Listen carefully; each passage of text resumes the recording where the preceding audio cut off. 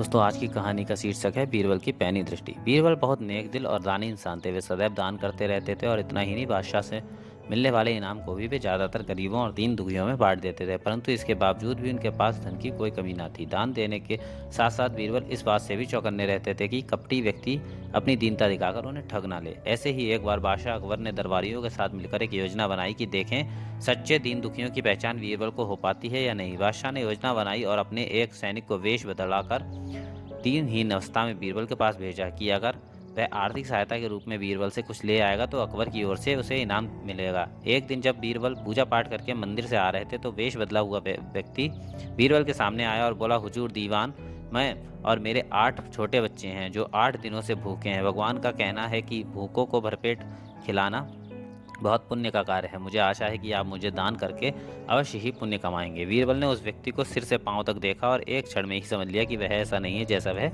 दिखावा कर रहा है। बीरबल मन ही मन मुस्कुराया और बिना कुछ बोले ही उस रास्ते पर चल पड़े जहां से होकर नदी पार करनी पड़ती थी। वह व्यक्ति भी बीरबल के पीछे पीछे चलता रहा। बीरबल ने नदी पार करने के लिए जूती उतारकर हाथ में ले ली। उस व्यक्ति ने भी अपने पैर की फटी पुरानी जूती हाथ में लेने का प्रयत्न किया। बीरबल नदी पार कर कंकड़ीले मार्ग से नंगे पैर आगे चलने लगे, पर वह मनुष्य कंकड़ीला मार्ग आते ही 2-4 कदम चलने के बाद ही जूती पहन लेता। बीरबल इस बात पर भी गौर कर चुके थे कि नदी पार करते समय उसके पैर धुलने के कारण वह व्यक्ति और भी साफ सुथरा, चिकना, मुलायम और गोरी चमड़ी वाला दिखने लगा था। इसलिए मुलायम पैरों से वह कंक्रीट पर चल नहीं सकता था। दीवान जी, दीनहीन की पुकार आपने सुनी नहीं, पीछे आ रहे व्यक्ति ने कहा। बीरबल बोले, जो मुझे पापी बना है मैं उसकी पुकार कैसे सुन सकता हूँ? क्या कहा? क्या आप मेरी सहायता करके पापी बन सकते हैं? हाँ, वह इसलिए कि शास्त्रों में लिखा है कि बच्चे का जन्म होने से पहले ही भगवान उसके भोजन का प्रबंध करते हुए उसकी माँ के स्तनों में दूध दे देता है, उसके लिए भोजन की व्यवस्था भी कर देता है।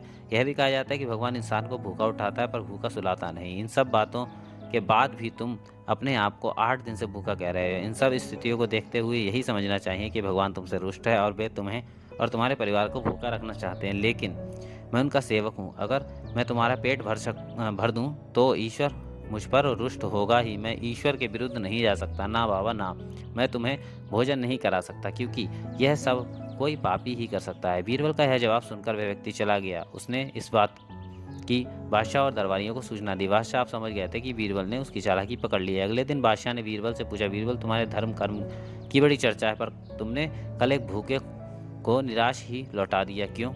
आलम पना, मैंने किसी भूखे को नहीं बल्कि एक ढोंगी को लौटा दिया था और यह बात भी जान गया हूँ कि वह ढोंगी आपके कहने पर मुझे बेवकूफ़ बनाने आया था। अकबर ने कहा, बीरबल, तुमने कैसे जाना कि वह वाकई भूखा ना होकर ढोंगी है? उसके पैरों और पैरों की चप्पल देखकर यह सच है कि उसने अच्छा वेश बनाया था, मगर उसके पैरों की चप्पल कीमती थी। बीरबल ने आगे कहा, माना कि चप्पल उसे भीख में मिल सकती थी पर उसके कोमल मुलायम पैर तो भीख में नहीं मिले थे, इसलिए कंकड़ की गड़न सहन न कर सके। इतना कहकर बीरबल ने बताया किस प्रकार उसने उस मनुष्य की परीक्षा लेकर जान लिया कि उसे नंगे पैर चलने की आदत भी नहीं, वह दरिद्र नहीं बल्कि वह किसी अच्छे कुल का खाता कमाता पुरुष है।